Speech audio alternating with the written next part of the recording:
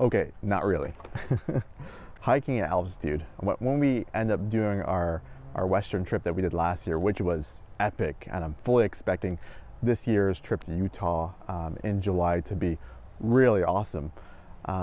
When you're out there, once you start getting, at least for me, because the altitude and how it affects people differs depending on who you are. For me, what ended up happening is once I made it to about 11,000 feet or so, then things started feeling weird for me. I realized I could lose my breath really easily, even though I wasn't exerting much effort, and I couldn't push myself as far or as fast. So in terms of how I prepared for hiking out west, one of the big things I do, and that's why the thumbnail is a huge joke to me, is you try your best to fuel your body with the right things. And so I definitely cut way back on sugars. Natural sugars I think are fine as long as you don't overdo them. I try to cut back on sugars, carbs in general, and I try to bump up the amount of protein in my diet just in preparation for having to kind of any hike, but especially at altitude. And healthy fats is what I try to focus on. And that's something that works for me, and I find just in regular life that I feel way better if I do that. The second thing I do is try to make sure I'm in good cardiovascular shape. I used to run a lot more than I did, for example, this year in the run up to this hike. I used to run a lot more, but I found that when I ran a lot, it started to kind of wear on my knees. I definitely felt it more when I kind of bumped up the intensity.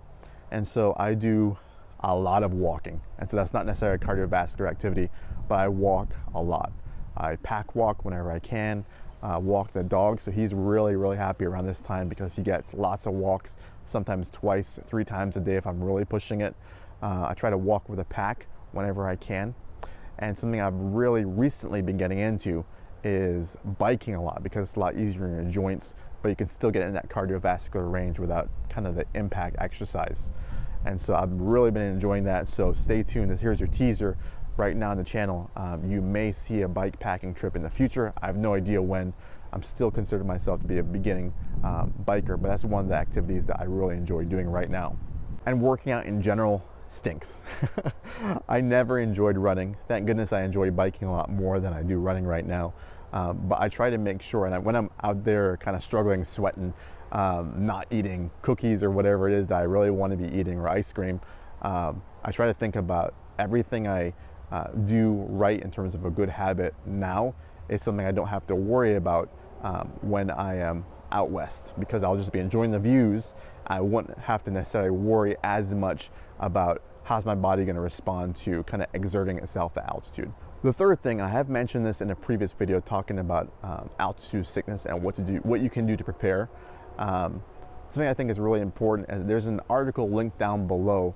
I think it was done as a Stanford kind of clinical trial comparing the effectiveness of ibuprofen versus placebo versus there was one other experimental group, and they were actually showing that ibuprofen is actually considered to be clinically effective at preventing symptoms of altitude sickness. Of course, it was a small percentage, small sample size, generalizability, we'll see, but it's worked for me. And so what I'll be doing, and this is not medical advice at all, what I'll be doing is taking about 600 milligrams of ibuprofen. I think in a study, don't quote me down below, I think they took it every 6 hours. It kind of, so it was like a 8 o'clock time, 2 o'clock time, then an 8 p.m. time. And that worked well for me in the maroon bells. I could feel like it was almost staving off altitude sickness, and it wasn't something that was just masking it for me.